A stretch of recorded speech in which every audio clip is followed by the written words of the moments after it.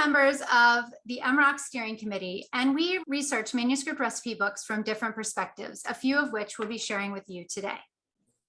Dated 1686, the Lady Sedley's collection of culinary and medicinal recipes first came into view through Leonard Guthrie, a late 19th century physician.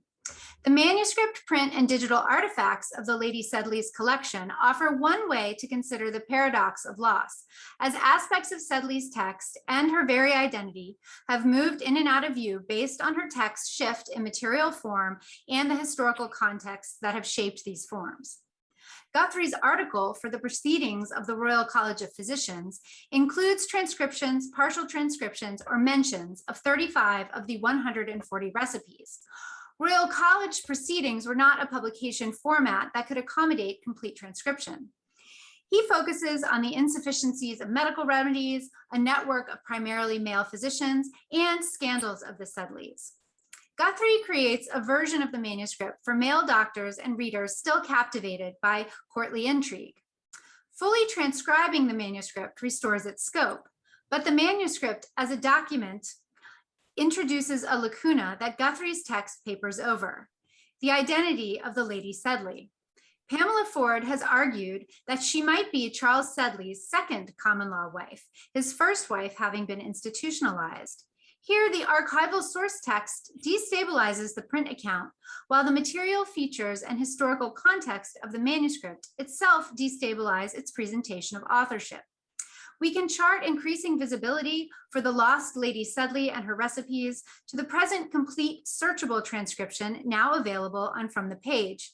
Yet the digital artifact still can't definitively solve the questions of identity the manuscript raises. It can only bring the mystery into view.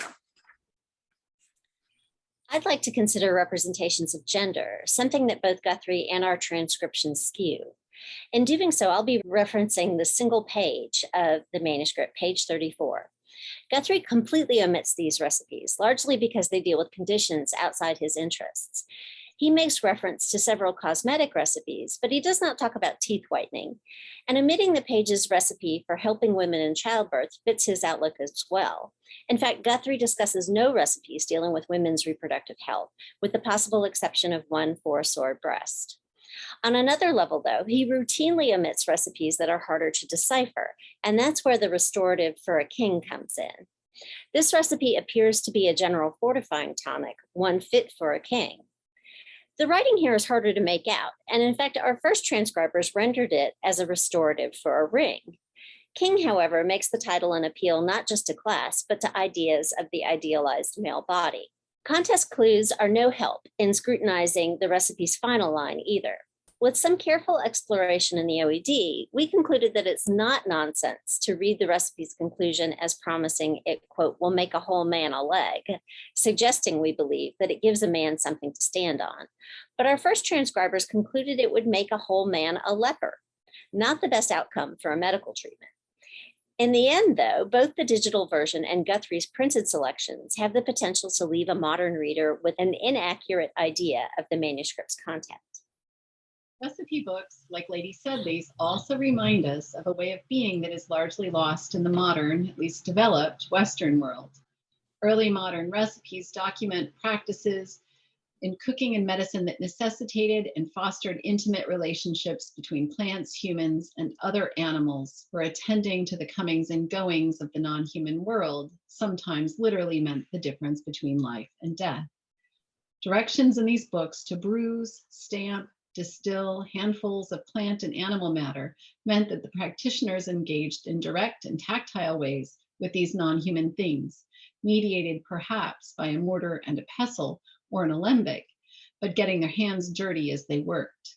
The familiar directive to gather herbs and other flora suggests direct contact with plants as women and men traverse the landscape beyond the house's walls, sometimes nearby and sometimes further afield. These books also call to mind a lost sense of time directed not by human clocks, but by the natural ebbs and flows of the more than human. Take, for instance, this recipe that directs these simples, the numerous plants, wild and cultivated, to be gathered in May and then distilled in the beginning of June, or another, for a water to be set in the sun 5 or 6 days. For these and the many directions like them we find strewn throughout these books, time is contingent, beyond human control, dictated by the seasons more than human intervention. Or as we find in a recipe for the dropsy in the Sedley book, which reads, "Begin to drink it in the first quarter of the moon, so drink it till the moon be at the full." The duration of cures and their medicinal efficacy are tied to the lunar phases rather than conventions of time familiar today, such as a paper calendar or even an iPhone.